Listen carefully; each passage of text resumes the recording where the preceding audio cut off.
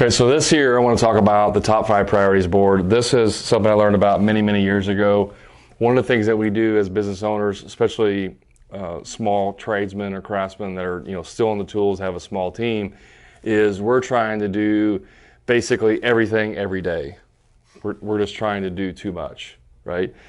And so whenever we're trying to make progress in our business, we have to create some type of priorities of what needs to be done. Because what happens a lot of times is whatever's on fire today is where we put our focus on for the rest of the day until tomorrow's fire is something completely different, and then we shift focus to that. And so we're just constantly putting out fires, never actually making any progress whatsoever in our business. So I learned about this many years ago. I implemented it. It works great. It's called the top 5 priorities board. There may be other versions, top 3, top 10, whatever. I like top 5. And basically you're going to have a dry erase board like similar to this. And then you can go buy like a little black tape and you can put permanent lines or you can draw it. But you have a board, a dry erase board. It has to be on the wall where you can see it. It can't be digital. It needs to be a physical board on the wall that everyone on your team can see it. And you're going to lay it out like this. You're going to have 4 columns and then 5 spots for that. Okay, so basically you got what, why, where, who. The what is what are we trying, what's the problem, what are we doing, right? What's the problem we're solving? This one is we need an estimating system. Why do we need an estimating system? Because it's going to streamline the sales, right? Where are we? So the where is like, where are we in this and doing this? Well, we haven't started it yet. And then who's going to do this? It could be me, it could be multiple people on the team, it could be employees, whatever. It's just who's responsible for that. It could be a team, maybe Brad and Chris. It's just who's going to do this. Because as a business owner, you don't have to do everything. Now, some important things like estimating, you're more than likely you're going to do that. Unless you happen to have a project manager or an office manager who's like, I'm going to take care of this. Right? But if you're a small contractor, more than likely you're going to be doing that. But it can be anything. So this just can be, what are 5 things in our business we need to fix? Another thing could be an onboarding process. Onboarding new employees. Right now we just say, hey, welcome to the team. Show up at 123 Main Street Monday at 8 a.m. Bring your tools to work. and we think that's an onboarding process. And we wonder why we can't keep people on the team. So maybe we need to create an onboarding process. Why? Why do we need to create an onboarding process? It's to, I don't know, make it better. Make employees better. Whatever reason you think. Where are we?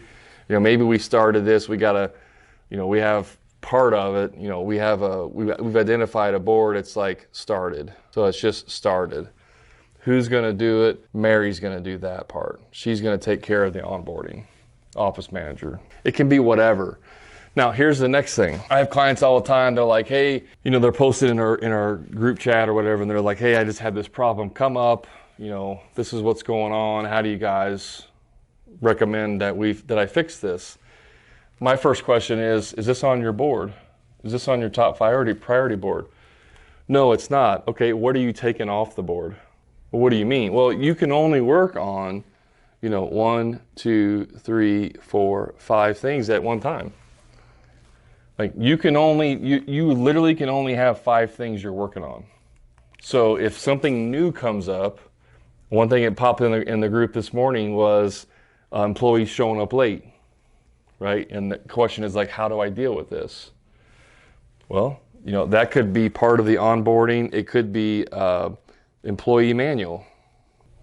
Your employee manual should address how you handle people being late.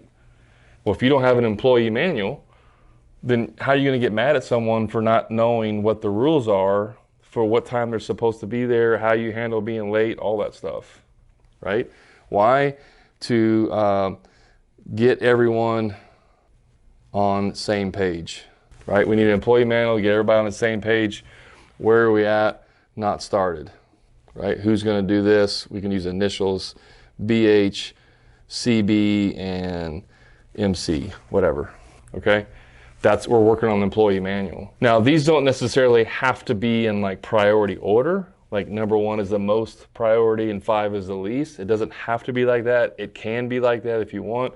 It's just, these are the only 5 things that we're allowed to work on in the business.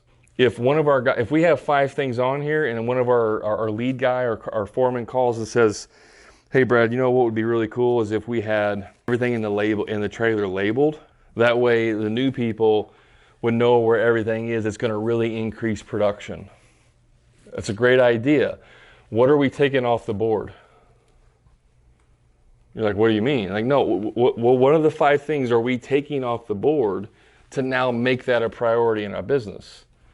Because if we just solve everything or try to solve everything that's coming in, this just keeps going down to number 25. And so now we're trying to solve 25 things all the time and nothing gets done. So we make these priorities. If something truly becomes a priority, then what we have to do is come in here and say, well, you know, we're going to have to wait on the employee manual. We're going to have to put that on the back burner, right? Because now this whole trailer thing is a priority. I mean, it doesn't mean that you're throwing away all the progress you made with this. Maybe you have to switch to the trailer. Once the trailer gets done, you come over here, you're like, cool, I get to take it off the board, but guess what goes back on? Employee manual comes back on, and you know, we're halfway done. See what I'm saying? But this is all we're allowed to work on. If we're working on this, something else comes in, can't do it. And there is no 6th position either. This is another, I have the guys that my clients do this, and one of them was like, you know, I'm dealing with this, and this, and I was like, well, is it you know, on your board? He says no. I was like, okay, well, there is no 6th position. So what are you taking off your board? And he started laughing.